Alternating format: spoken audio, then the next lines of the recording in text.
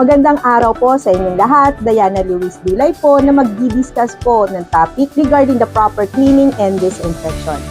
Meron po tayong tatlong proseso, ang cleaning, disinfection, and sterilization. Hindi po pwedeng mauuna po si disinfection and sterilization. So mauna po natin ang cleaning. Ito po yung proseso ng pagbababad ng mga instrument po sa tubig at sabon na kailangan palambutin po muna natin yung mga nakabitip pong mga dugo.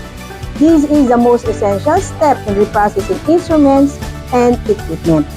Makikita po ninyo dito yung mga naka-highlight po ng mga edges. Yan po tinatawag natin mga high-touch areas na kung saan po madalas po natin yung nahahawakan. Okay? So yan din po yung nagiging cause po ng cross-contamination po from other equipment.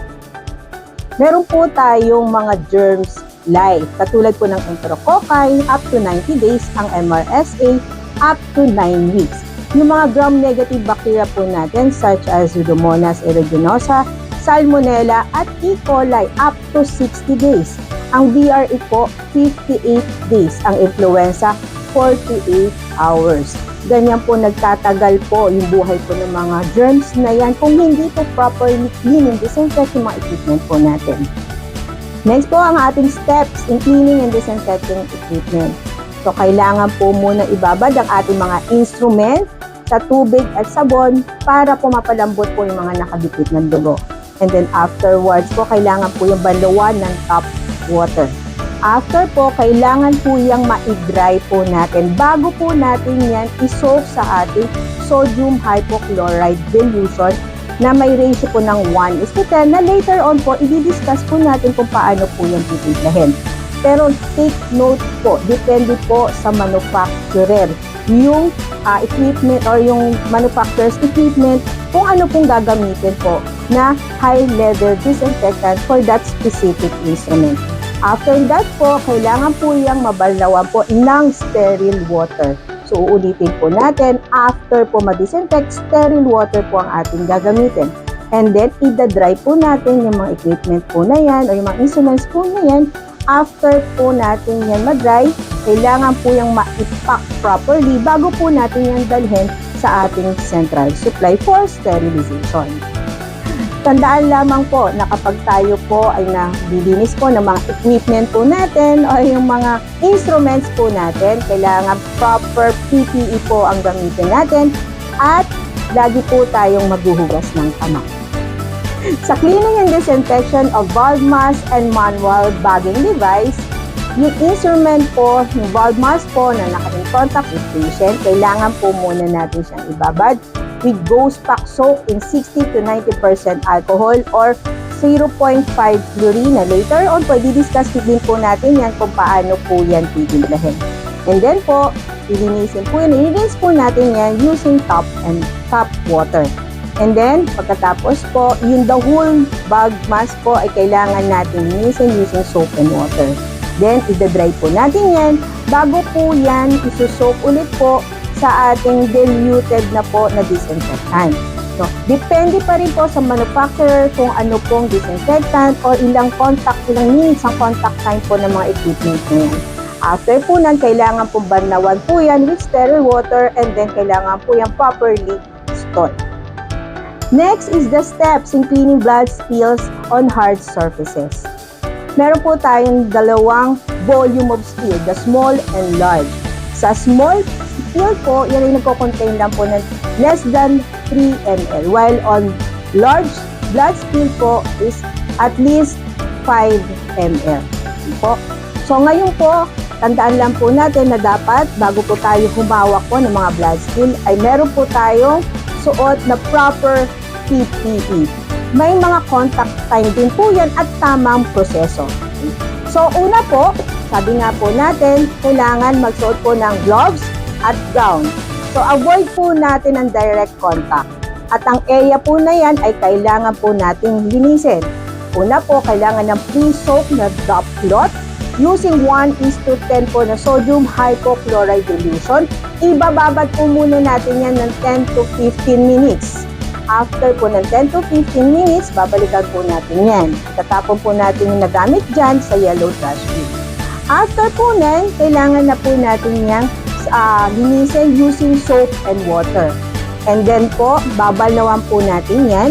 And then using po ulit ng sodium hypochlorite na 1:100 and leave it for 30 minutes. Okay po. So yan po yung tamang paglilinis po ng ating blood spill. Then let's move on naman po doon sa color coding mop.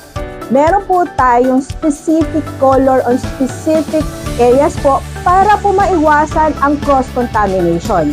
For example po, doon po sa mga hallway natin, yung ating color po ng ating head map ay kailangan blue. Sa mga offices, brown. Sa radiology, radiotherapy ay orange. Sa mga toilet po natin, yung mga utility room po natin, red. OR, ICUs, and special areas, white. Sa dietary po natin, green. Sa infectious, isolation, and laboratory, yellow. Hindi po namin inaalaw na yan po ay pagpalit-palitin. At syempre po, pakatandaan na kailangan single mop on single bucket. Hindi po pwedeng tatlong mop sa isang bucket. Okay po?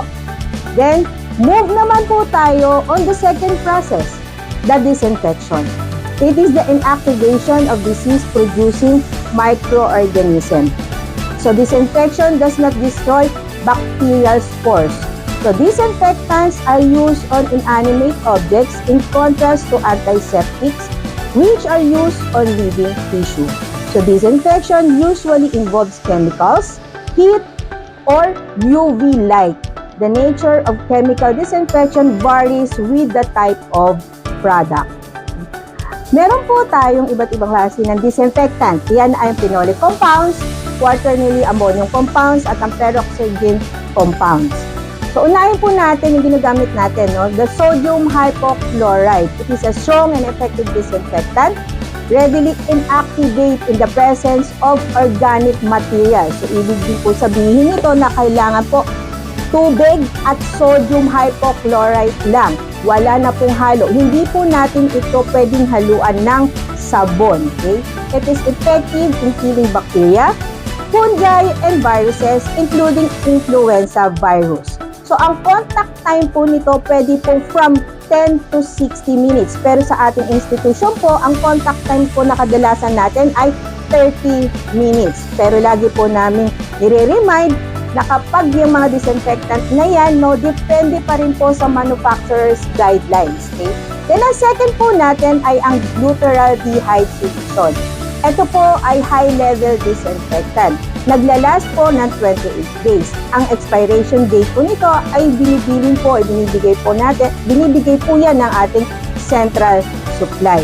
Ang contact time po yan ay pwede pong 20 minutes. Pero depende nga po, no, sa instrument po na gagamitin. No? Ang intermediate level po, pwede pong 20 minutes. Pero kapag ang mga gagamitin na po ay mga critical devices, aabot po yan ng 8 to 10 hours contact time. Depende pa rin po sa equipments or instruments manufacturer guidelines. Next po yung category of disinfectant. Meron po tayong tatlong level.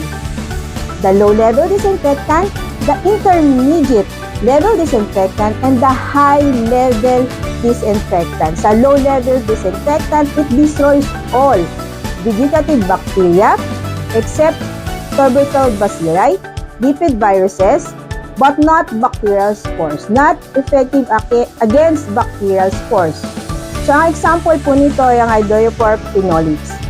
Ang intermediate naman po kills a wider range of pathogens than low-level disinfectant, but that not kill bacterial spores. So, example po na yung mga sodium hypochlorite natin, and then mga alcohol natin na greater than 70%. And then, ang last po ay ang high level, capable of killing some bacterial spores when used in sufficient concentration, temperature, and under suitable condition. It is effective against vegetative bacteria, fungi, viruses, and other microorganisms. Ang example po nan ay ang ating ginagamit na glutaraldehyde. Sa classification of instruments, and equipment, meron po tayong tatlo. The non-critical devices, the semi-critical devices, and the critical devices. Sa non-critical devices po, yan po yung mga equipment po na in contact with intact skin such as po yung mga pulse oximeter po natin and BP apparatus. Sa critical, semi-critical devices naman po natin, yan po in contact with mucous membrane or non-intact skin such as laryngoscope. While on critical devices po, yan po yung mga instrument po na ginagamit natin during operating room or in contact with blood. So, ang ginagamit po nating mga disinfectant dyan ay sa non-critical devices ay mga low-level disinfectant lang po yan. While on semi-critical devices, high-level disinfectant. And then sa mga critical devices po, yan po ay nag-undergo ng sterilization. Move na po tayo sa sterilization. It is a process which achieves the complete destruction or removal of all microorganisms, including bacterial spores, by either physical or chemical processes. As of now po, ang ating institution, ang ginagamit po natin ay steam under pressure or the autoclaving. Meron po rin po mga iba't ibang klase din po nan like dry heat, the chemicals, and the low temperature method. Next po yung ating shelf life of sterile packages. So between po doon sa mga closed cabinet natin and open cabinets, kapag po yung mga muslin paper or wrap items po natin, nagtatagal po yun up to 30 days sa mga closed cabinet. Pero kapag mga open cabinet po, nagtatagal lang po yan ng 21 days. When it comes naman po sa material used for packaging, yung mga muslin and paper wrap po natin, nagtatagal po yan ng 21 to 30 days. Yung mga airtight sealed plastic po natin, yung mga pouches up to from 6 months to 1 year. Okay? Sa mga linen po natin, kailangan po ulit ma-autoclave po yan after 2 days because po yung mga holes po nila ay malalaki. Okay? Pakatandaan din po, once po na-open na natin, yung mga item from pouches or airtight sealed plastic, hindi na po siya magtatagal ng 6 months to 1 year. Kasi po, nakabalot na po yan sa muslin paper wrap. So once open po yan at ang item po ay nakabalot na lang po sa muslin or paper wrap, magtatagal na lang po yan from 21 to 30 days. Okay po. We have 2 indicators po na ginagamit po ng ating institusyon. Ang una po ay yung Bowie dictate. Ang pangalawa po ay yung ating biological indicator. Sa Bowie dictate po, gusto lang po namin i-emphasize na once po na autoclave po yung item, kailangan po ninyong i-observe yung darkened line.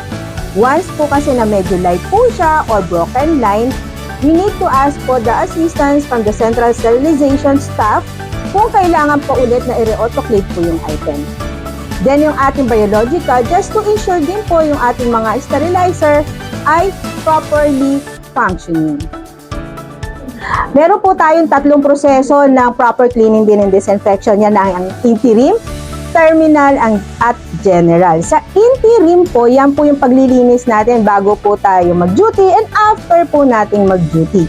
Ang terminal, yan po ay pagkatapos po ng OR at pag-discharge po ng pasyente, kailangan malinis talaga properly ang patient zone po, no?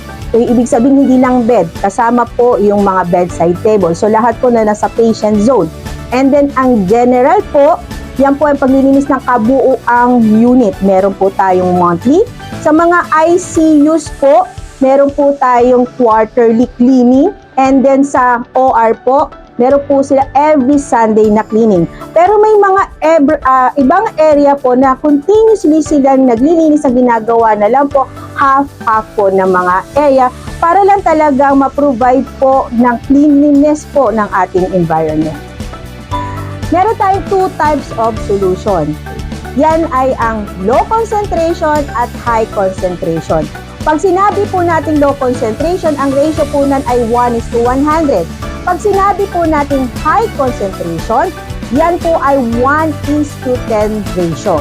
Sa low concentration, Kailangan lang po nito ay 3,800 ml or cc ng water plus 60 ml or cc ng sodium hypochlorite. So, ulitin po ulit natin. Para po 1:100 ratio or low concentration, 3,800 na water plus 60 ml na sodium hypochlorite. And then, ito po ay ginagamit for environmental cleaning. The low concentration po ay ginagamit, pwede po sa terminal po yan. And then, pwede rin po sa interim cleaning po natin. Next po ay ang high concentration. Ito ay 3,800 ml or cc na tubig plus 360 ml or cc na sodium hypochlorite. So, 1:10 ratio na ginagamit po ito for disinfection and decontamination. So, ang validity lang po nito ay within 24 hours. Reminder lang po ulit na ang halo lang po ay tubig at sodium hypochlorite. Hindi na po natin hinahaluan ng kahit na ano pong organic solution, katulad po ng sabon. Next po, ang proper cleaning and disinfection. Meron po tayong process. Una, ang decontamination, using po the high level concentration. We leave the area po for 30 minutes once po na napunasan po natin dito. We highly recommend po na separate po yung lagayan or the basin and damp cloth for each processes. And then, ang next po is the cleaning, using po the water and soap. Third is the cleansing, using po the clean water. And lastly po, disinfection po, using po the low concentration. Dito po, stay lang din po natin ang area for 30 minutes or until mag-dry.